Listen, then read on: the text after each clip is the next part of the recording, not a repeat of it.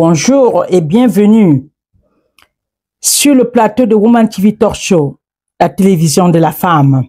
Depuis Washington, nous voulons vous dire bonjour, bonjour, bonjour, bonjour, bonjour, bonjour, bonjour et bon lundi. Nous vous souhaitons beaucoup de bonnes choses ce lundi. Alors, vous êtes toujours la bienvenue sur le plateau de Woman TV Talk Show, surtout à votre émission Femmes d'Impact. Nous avons pensé qu'aujourd'hui, nous allons partager un thème qui concerne la santé sexuelle chez l'homme et la femme. Alors, nous avons pensé, le mois d'octobre dernier, vous vous souvenez, c'était le mois de la prévention du cancer de sein chez la femme. Et ce mois de novembre est fini. Personne, de manière, pas sur ce plateau, bon, peut-être, on n'entend pas souvent beaucoup parler du cancer de la prostate. La prévention, le traitement et tout ça là, chez l'homme. Alors, nous avons choisi sur ce plateau de Femmes d'Impact d'en parler de plusieurs pathologies ou alors de la prévention et certains vaccins qu'on peut prendre en ce qui concerne ces cancers. Ça veut dire, il y a certains cancers qu'on peut prendre le vaccin pour prévenir. Et c'est très effectif. C'est important pour nous, les mamans, les parents, de s'informer effectivement auprès de nos médecins, de s'informer, de poser des questions auprès des gynécologues, des personnes spécialisées dans ces domaines de la santé. Moi, j'en parle ici sur le plateau de Woman TV Talk Show parce que sur ce plateau, nous parlons de tout ce qui concerne la vie de femme. Or, quand on dit femme, on veut dire femme viendra avec un homme et un enfant, n'est-ce pas? Alors, donc, nous ne serons vraiment nous concentrer uniquement sur la femme. Et comme vous le savez, avec les autres émissions précédentes, on parle beaucoup de l'entrepreneuriat. Alors, nous avons choisi ce soir de partager avec vous nos petites connaissances en ce qui concerne la prévention de certains cancers et aussi comment surtout, je précise ici que le conseil du médecin, le conseil du spécialiste, c'est ça qui compte. Cette émission peut plutôt t'amener à aller voir ton spécialiste, à aller voir ton médecin traitant pour lui poser davantage de questions, peut-être sur le thème que nous allons parler aujourd'hui. Ce n'est pas de t'arrêter ici sur Woman TV Talk Show et dire que, OK, non, tu ne vois pas le médecin ici. Tu écoutes des petits conseils, mais tu les amènes toujours devant le médecin. C'est lui qui allait à l'école se former. La personne qui a la connaissance est la personne la plus autorisée à donner tout traitement, tout conseil vraiment et toute prévention en toute sécurité. C'est le médecin. Je vais parler premièrement aujourd'hui du vaccin contre le papillomavirus humain. Le PVH, c'est un cancer. Alors, ça se trouve souvent autour du col de l'utérus, le papillomavirus humain. Il y a le vaccin.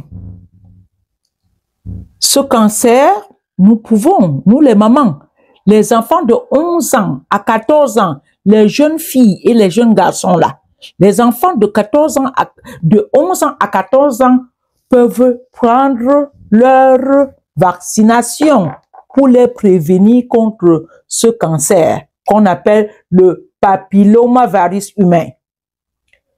En abréviation, on va dire HPV. Et il paraît qu'à l'âge là, on peut recevoir les 2 doses à l'espace de 6 mois. Mais consultez le médecin pour cela. Cette vaccination peut être également proposée à des enfants de 15 ans à 19 ans d'après mes recherches. On dit dans ce cas, on peut prendre 3 doses si c'est nécessaire. 3 doses. On dit que dans ce cas-là, entre 15 ans et 19 ans, les 3 doses sont nécessaires. Consultez le médecin pour confirmer ces choses. Le vaccin permet de prévenir des infections à certains types de cancers responsables du col de l'utérus qu'on appelle le papillomavirus humain, HPV. Alors, ce vaccin, on peut aller dans les hôpitaux, poser la question, on peut les donner, je crois, au niveau des hôpitaux. Donc, poser cette question de l'autre côté là-bas. Il y a aussi le vaccin contre le Epstein-Barr, EBV. La prévention du vaccin, ce vaccin peut prévenir les cancers qui sont, par exemple, liés au lymphome de Hodgkin. À certains types de vaccins, à certains types de cancers de la tête et du cou, le vaccin là non, le vaccin qu'on dit que c'est le vaccin de Epstein-Barr là, on dit si tu prends, ça peut te prévenir contre les cancers de la tête, contre les cancers du cou. Donc vous voyez, c'est important. Allez poser encore d'autres questions à vos médecins. Il y a aussi des vaccins. On dit plutôt que c'est des vaccins thérapeutiques. Ça veut dire peut-être que les cancers qui sont en cours de développement, il existe aussi des recherches sur des vaccins thérapeutiques qui visent à traiter certains types de cancers existants. Ces vaccins ne sont pas destinés à prévenir le cancer avant qu'il ne se développe, mais à stimuler le système immunitaire pour attaquer et détruire les cellules cancéreuses. Ces vaccins sont principalement expérimentaux et sont utilisés dans le cadre de traitement contre certains cancers comme le mélanome et le cancer du poumon. Donc, je pense que c'est toujours bien d'aller voir son médecin, de ne pas attendre la dernière minute. Nous avons parlé l'autre jour des cancers, de la prévention du cancer du sein. Va voir le médecin avant que ça arrive. N'attends pas quand c'est déjà là ou quand tu as déjà des symptômes pour aller voir le médecin. Nous allons parler également aujourd'hui du cancer de la prostate chez les hommes. Le cancer de la prostate chez les hommes. Le cancer de la prostate est une forme de cancer qui se développe.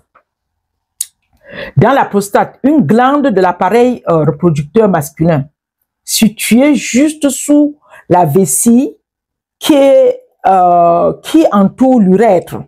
C'est le tube par lequel l'urine et le sperme sont éjaculés du corps.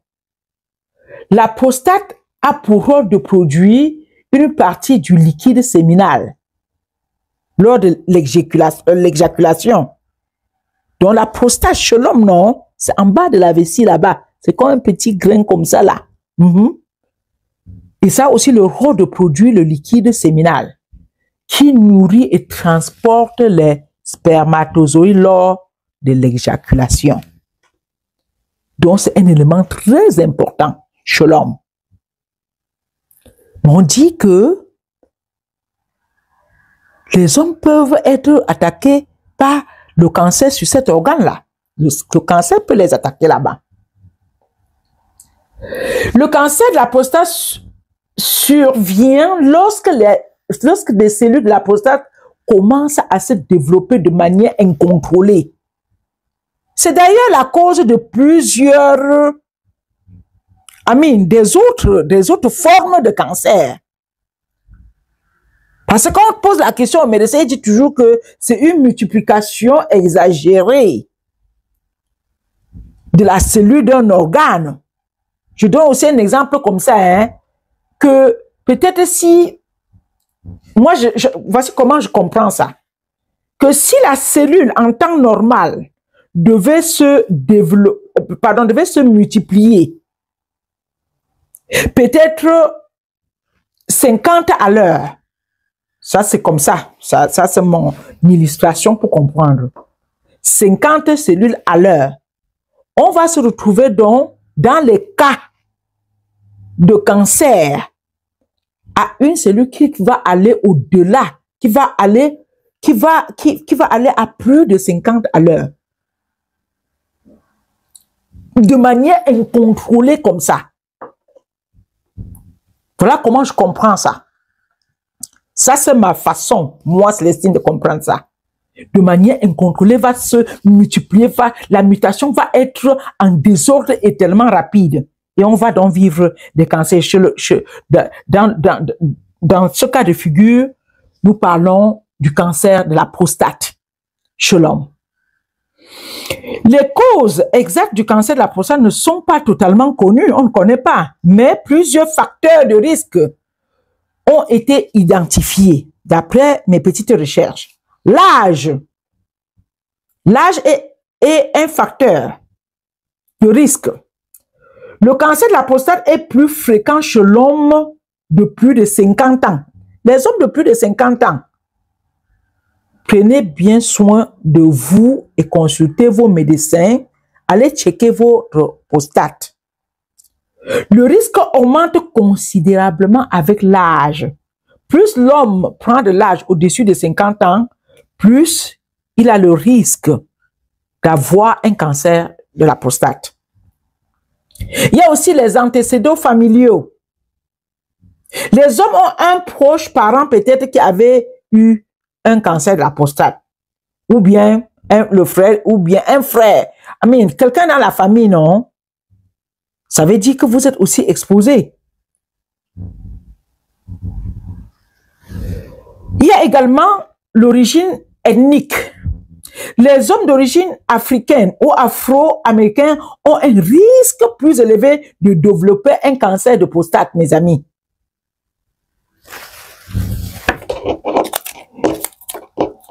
Il y a les facteurs génétiques et mutations. Des facteurs génétiques et mutations. Des mutations génétiques comme celles des gènes. On parle souvent des BRCA1 et les BRCA2, breast cancer 1 et breast cancer 2. C'est compliqué pour moi. Bon, on continue seulement. On dit qu'ils sont également impliqués dans le cancer du sein et peuvent augmenter le risque du cancer de la prostate. Le régime alimentaire et le mode de vie. Un régime alimentaire riche en graisse animale et pauvre en fruits et légumes qui ont ainsi un mode de vie sédentaire peuvent contribuer à augmenter le risque de cancer de la prostate.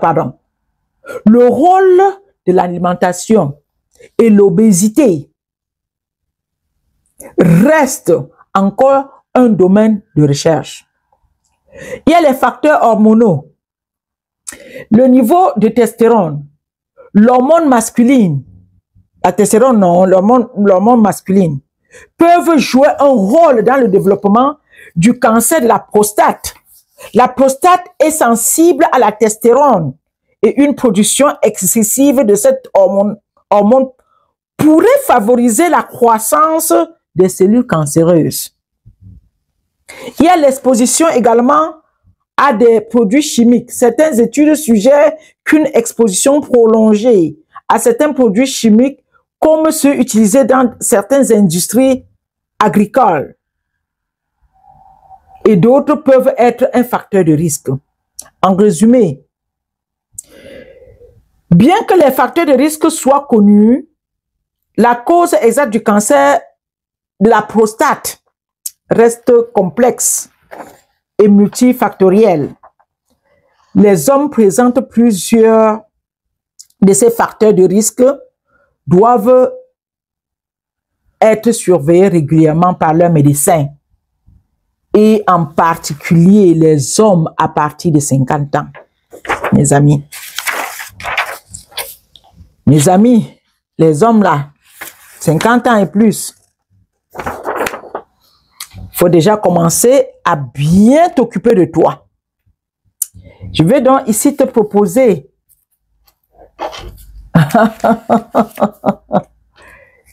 je vais te proposer aussi des petits conseils, ok?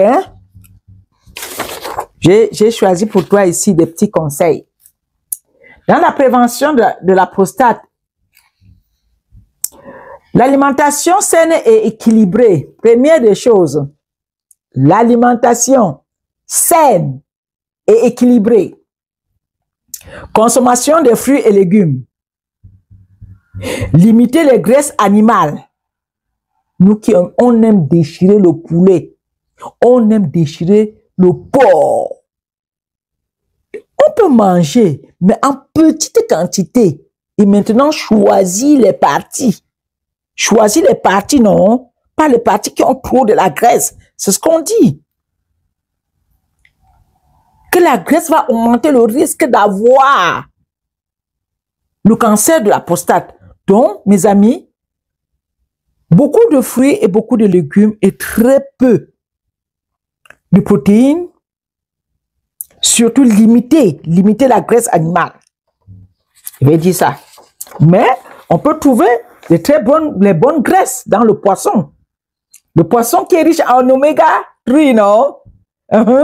Dans les poissons, dans les sardines. C'est riche en oméga 3. C'est très riche en oméga 3. Il y a maintenant l'activité physique régulière. Je ne dis pas à côté que tu pars au sport lundi. Comme nous avons vécu dans nos communautés. Les gens vont au sport seulement le dimanche matin. Le dimanche matin. Surtout les hommes. Ils vont aller jouer le dimanche matin. Vous mes amis là, non? Vous allez jouer seulement le dimanche matin. On tire une activité physique régulière.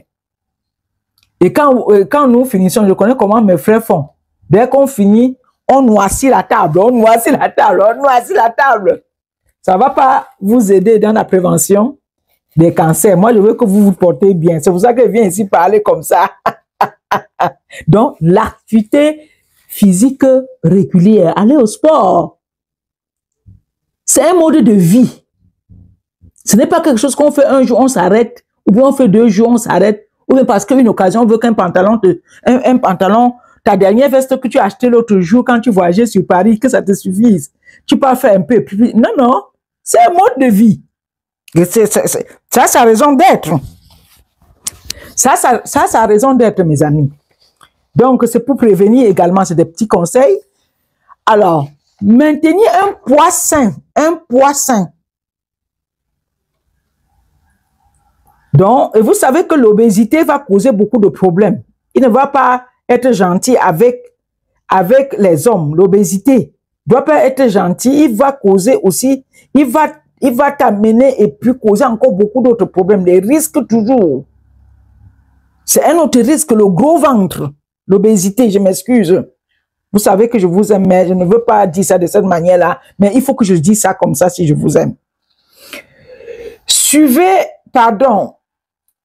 le dépistage. Allez voir le médecin pour vous faire dépister. Parce que si on le fait tôt, on peut sauver votre vie. Le médecin peut, par exemple, faire les examens rectals. Je sais que c'est très inconfortable. L'examen rectal, là, non. Au niveau du derrière, là, les hommes n'aiment pas ça. Et moi-même, je pense que c'est trop inconfortable. On fait avec les doigts, on envoie le doigt dans l'anus. Cet examen permet au médecin de détecter toute anomalie de la prostate. Mais il doit passer par l'anus. Les hommes, allez vous faire détecter, pardon.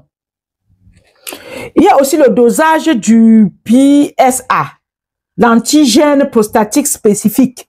Le docteur peut aussi faire, c'est un examen, c'est un test sanguin. Dans le sang, il va prélever le sang et il va faire cet examen-là. Donc, Donc, pardon, allez voir le médecin. Donc, ma recommandation, c'est le dépistage. Allez voir qu'on dépiste et puis ensuite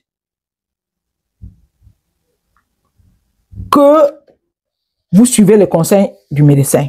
C'est ce que j'avais à vous dire. Et qu'est-ce que j'avais encore à ajouter ici? Considérez aussi les suppléments et les traitements hormonaux avec précaution. Ne prenez pas seulement les choses, vous avalez. Les médicaments, oh, ceci est bon pour ceci. Vous prenez, vous avalez. Non, allez d'abord voir le médecin. J'ai vu des gens prendre des choses, les concoctions, les suppléments alimentaires. On te demande que c'est pourquoi. C'est pour prévenir le cancer du prostate, c'est pour faire... Non, allez voir le médecin, mes amis. Allez. Maintenant, une autre chose d'après la science que j'ai aussi regardé, on dit que la relation sexuelle, que les recherches disent que les hommes qui font environ 21 éjaculations par mois ont un risque léger. Le risque est diminué un peu de développer le cancer de la prostate. C'est à vous de voir, hein? C'est à vous de voir. Après, vous allez dire que Woman TV Talk Show a dit que c'est à vous de voir, mais ce sont les recherches disent ça.